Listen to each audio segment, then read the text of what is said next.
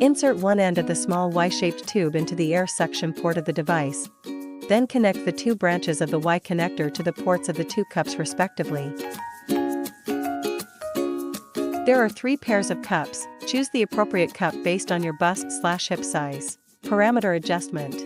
Time recommendation, 15 to 20 minutes. Suction duration, 6 seconds. Release duration, 2 seconds.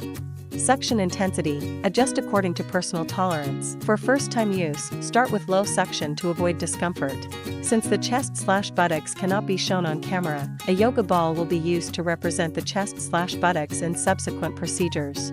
Place the cup on the operating area simultaneously, ensuring there are no gaps to prevent air leakage and ensure proper suction. When using on the buttocks or chest, apply essential oil first and then place the cup. After waiting 15 to 20 minutes,